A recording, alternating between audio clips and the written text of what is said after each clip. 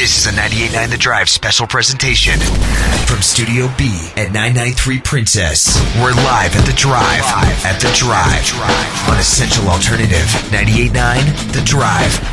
We've talked about your album and possibly your music choices as a teenager, but let's talk about Canadian music as a whole. I know earlier this week you guys were in Toronto and you talked about taking a Greyhound to New York back in the day when you guys were first starting out, and actually being laughed at as a band because you were from Canada. But you said since then, things have kind of changed. Maybe talk about why you think that's changed and how being a Canadian artist is different now.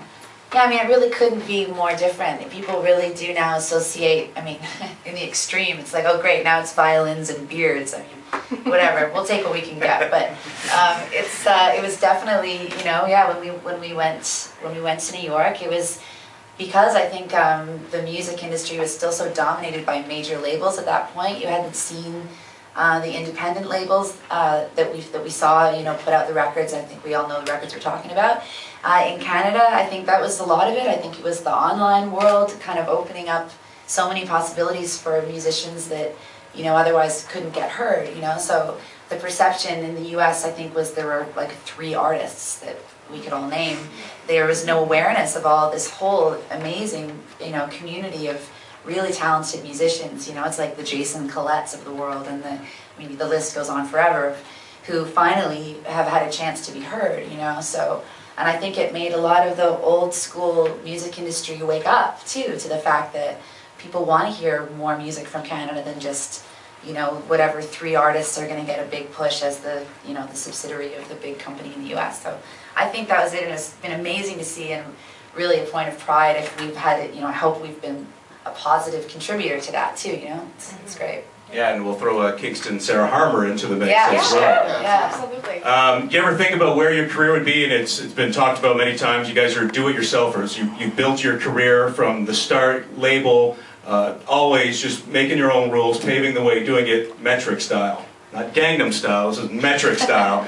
Do you ever think, though, where you'd be if you would have just... Because I can imagine how tempting it would be for a band. You're starting up, and maybe you got that one tune that's got some interest from the label, and you're just, what? How much? Yeah, I'll sign right there. Whatever. 50,000, okay, I'm in. And then realize the mistake from doing that. Do you ever think about if you would have jumped on the gun with that one? I mean, to be honest with you, we kind of never really got given too much of the opportunity. It wasn't so much like all this opportunity was in front of us and we decided not to take it. It was more that there was the fit just never really happened between us and the conventional music industry. You know, people were interested. They always thought we had promise, but they couldn't quite figure out where it was supposed to go, or they couldn't figure out, like, we were unmarketable, or, you know, the classic phrase in the metric world was too underground for the mainstream and too mainstream for the underground. And that was kind of like, that was our point. That's what we wanted to do. And to them, they were always just like, well, we don't know what to do with that, you know. It's like, and so I think the divergence between the industry that died and the metric organization that, you know, has succeeded on some level is was meant to happen. I'm not really sure that it could have gone any other way. Certainly I could have seen, and maybe this did happen, labels knocking on your door after Fantasies, though, for sure, once you got, you know... You know what, you'd be surprised. It's kind of like, a lot of the times they just get the sense that we'd never listen to them, so they don't bother. You know, it's like, Emily and I don't have the ability to be an employee of someone else's company. Yeah. We're just not, we just don't have the minds for that. And record industry is very much concerned with making sure that the people that they invest in, they can control. And I don't think any record labels ever sat down with us and got the sense that they might be able to control us. So we kind of have always gladly parted ways. And now that you're, I don't want to use it, getting too, now that you're getting a little more mainstream, is there a little fear of becoming too mainstream, if you like to lie right in the middle there? Not at all, actually. Yeah. And it's funny, one of the first things that Jimmy and I made together, first pieces of music we put together, we called it Mainstream. Because the idea, right. The idea was Definitely the weirdest thing we've done. yeah, it's really strange music on there too. But you know, that was kind of always the idea is to be exactly who we are, but participate in the you know, on the main stage, in the, you know, like whatever. I have this like ongoing joke of like, you don't always want to like headline the little, like, you know, the Ralph Nader stage. It's like you want to participate in the big event. And because we can do it on our own terms, it's actually just really exciting, you know, stations like you guys playing us and being able to you know, put together a big arena tour and, you know, with our dear friend Stars and really do things on the scale that we've always felt capable of, you know, but the exchange, you know, when you wanted to get someone to back you to push it, what you had to do in exchange and the trade-off was just always too large and unruly. So, you know, I don't think we have any fear of success. It's like, you know, when people say like, what about, you know, you're playing, what do you like playing better, like a little club or a hockey arena? It's like, you know, the little club has been there and it will be there. And, you know, I think it's wonderful at this juncture that we have the opportunity and great crowds, great audience to have this experience, you know.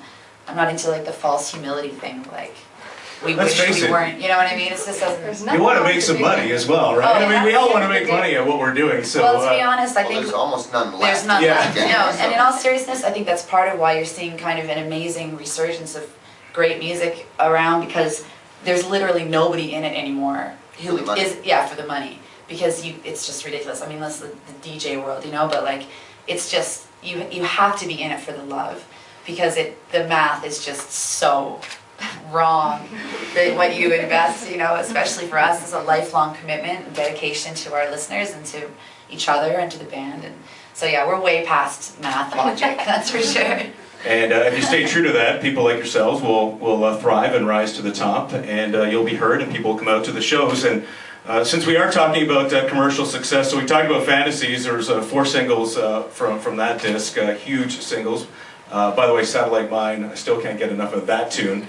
I was cranking that one, getting ready for this interview. But then you release Synthetica, and you release Youth Without Youth. And for those who don't know a little bit of the radio world, Media Base is the chart that documents spins. So it's not so much buying the record, it's more what radio stations across the country are spinning the record, playing it.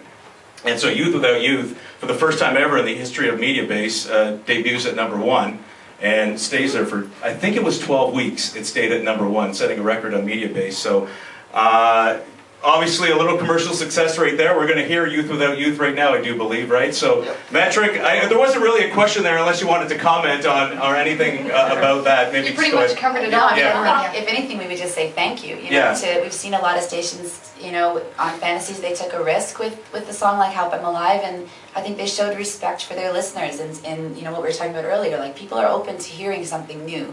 You don't have to always just shove the same thing down their throats, and we really, really respect and appreciate that in Canada and the US, we've seen a lot of radio stations just take that little bit of a risk and give their listeners a chance to hear something they might not otherwise find.